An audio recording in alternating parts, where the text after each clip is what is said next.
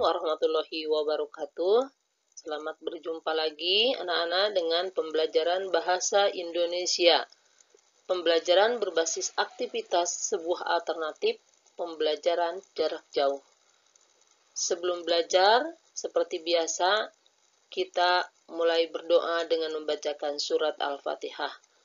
A'udzubillahi minasyaitonirrajim. Bismillahirrahmanirrahim. Alhamdulillahirabbil alamin arrahmanirrahim maliki yaumiddin iyyaka na'budu wa iyyaka nasta'in ihdinas siratal mustaqim siratal ladzina an'amta 'alaihim ghairil maghdubi 'alaihim waladdallin.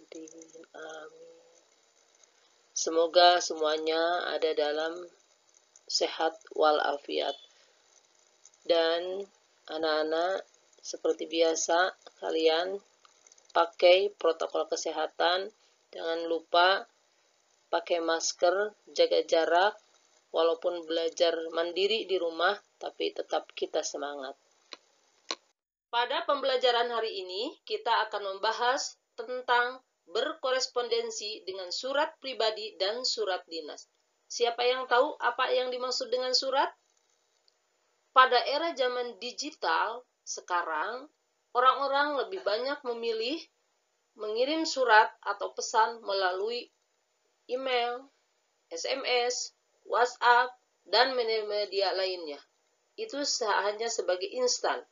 Tapi tetap dari dulu sampai sekarang surat itu sangat diperlukan karena mempunyai fungsi utama, yaitu pertama sebagai alat bukti tertulis, kedua sebagai alat pengingat, ketiga sebagai bukti sejarah sebagai suatu kenangan, keempat sebagai pedoman dalam bertugas atau dalam melaksanakan kegiatan, dan kelima sebagai duta atau wakil organisasi. Surat adalah sarana komunikasi tertulis untuk menyampaikan informasi, pernyataan, atau pesan kepada pihak lain. Jenis surat terbagi dua, yaitu 1. Surat pribadi, 2. Surat dinas. Apa itu surat pribadi? Yaitu surat yang ditulis oleh seseorang kepada orang lain atau untuk lembaga, tapi tetap memperhatikan tata etika atau sopan santun. Surat dinas yaitu surat yang ditulis dalam situasi formal dan untuk kepentingan formal, ditulis oleh pribadi atau atas nama kepentingan formal.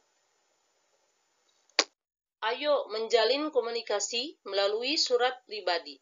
Pembelajaran 1 yaitu mengidentifikasi informasi dan menyimpulkan surat pribadi. Tujuan pembelajaran hari ini yaitu melalui aktivitas belajar mandiri ini diharapkan kalian dapat mengidentifikasi informasi surat pribadi dan menyimpulkan berdasarkan isinya dengan tepat. Melalui kegiatan belajar ini diharapkan kalian menjadi siswa yang memiliki sikap teliti, santun, dan percaya diri. Coba kita perhatikan peta kompetensi dan aktivitas belajar. Pertama, kalian akan membaca surat pribadi. Kemudian, menyusun pertanyaan informasi surat pribadi, mengidentifikasi dan menyimpulkan informasi surat pribadi, dan mengidentifikasi dan menyimpulkan informasi pesan singkat. Mari kita baca bersama surat pribadi. Ini sebagai contoh. Garut, 1 Januari 2020. Salam kangen. Apa kabar, Naila? Semoga kamu dalam kondisi sehat walafiat. Saya dengar dari Andri, kamu akan tes sekolah di Garut dan sedang sibuk mencari tempat kos. Kalau sempat, singgahlah ke rumah. Sebelum kamu dapat kos yang cocok, kamu bisa tinggal di rumah. Saya sudah bicara dengan bapak dan ibu di rumah. Beliau oke-oke aja. Bagaimana kita bisa main lagi bersama-sama? Sekian dulu. Pikirkan ya tawaran saya ini. Saya tunggu jawabanmu secepatnya. Sampai ketemu di Garut, sahabatmu Puri. Coba perhatikan sekarang, ini contoh surat pribadi diawali dengan ada alamat dan tanggal surat. Terus ada salam pembuka. Terus ada paragraf pembuka. Dan ada paragraf isi surat. Juga ada paragraf penutup dan salam penutup yang diakhiri dengan nama dan tanda tangan. Setelah kalian membaca contoh surat pribadi tadi, kita dapat memperoleh beberapa informasi yang berkaitan dengan isi teks. Misalnya, dengan pertanyaan siapa pengirim surat tersebut? Jawabannya, Puri. Kalian juga dapat menyusun pertanyaan-pertanyaan lain disertai dengan jawabannya dengan menggunakan kata tanya. Apa? Kapan? Di mana? Dan mengapa? Untuk mengidentifikasi informasi berdasarkan beberapa aspek. Yang pertama, aspek pengiriman surat. Yang kedua, penerima surat. Ketiga, tempat dan tanggal surat. 4, alamat dan pengirim. 5, alamat penerima. Dan 6, tujuan dibuat surat. Dalam menyimpulkan, contoh dari tadi pertanyaan dan hasil identifikasi dapat disimpulkan. Contoh, surat tersebut dikirim oleh Puri yang tinggal di Bogor kepada Naila yang berada di Garut pada tanggal 1 Januari 2020 dengan tujuan mengajak dia untuk tinggal di rumahnya. Nah, itu sebagai contoh menyimpulkan dari isi teks surat. Selanjutnya, pembelajaran 2 yaitu menelaah unsur kebahasaan dan menulis surat pribadi. Tujuan pembelajarannya yaitu kalian diharapkan dapat menelaah unsur-unsur dan aspek kebahasaan teks surat pribadi dengan tepat. Kemudian kalian diharapkan dapat menulis sebuah surat pribadi berdasarkan ilustrasi kasus yang diberi dengan benar. Berdasarkan kegiatan belajar ini, diharapkan kalian menjadi siswa yang memiliki rasa ingin tahu, teliti, santun, dan mampu berpikir kritis.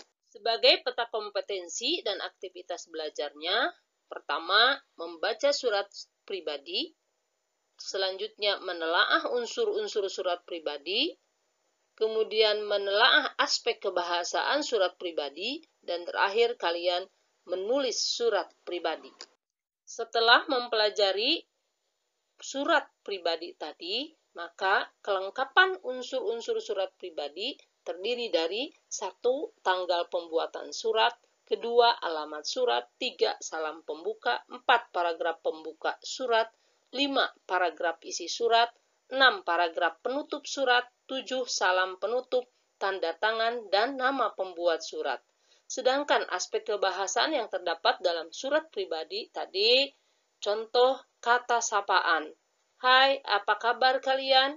Atau, hai, apa kabar Naila?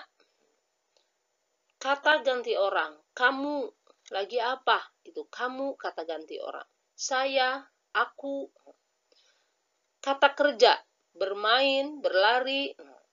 Terus kata tidak baku, sering digunakan dalam surat pribadi karena bahasa yang digunakannya bahasa nyantai. Contoh, dikira atau kirain lagi apa kamu? Coba dicobain. Nah, itu kata-kata tidak baku, tapi sah-sah saja dalam surat pribadi. Yang terakhir, kalian harus bisa menulis surat pribadi, yaitu harus diperhatikan ragam bahasa Indonesia baku, ragam bahasa informal, atau ragam bahasa khusus yang digunakan pada teman sebaya. Mari kita simpulkan bersama. Surat pribadi adalah surat yang ditulis atas nama pribadi atau perseorangan. Fungsinya bisa ditujukan kepada perorangan atau instansi. Surat pribadi yang ditujukan kepada perorangan atau keluarga disusun dalam bentuk tidak resmi, baik dalam bahasa maupun struktur penyusunannya. Contohnya, surat perkenalan, ucapan terima kasih, permohonan maaf. Surat pribadi yang ditujukan kepada instansi disusun dalam bentuk resmi. Contohnya, surat lamaran kerja, surat jual beli, surat izin. Sekian dulu pembahasan tentang surat pribadi. Selanjutnya kita akan ke aktivitas pembelajaran 1, yaitu dengan lembar kerja siswa. Nanti Ibu akan membagikan lewat WA atau lewat Google Classroom. Terima kasih. Wassalamualaikum warahmatullahi wabarakatuh.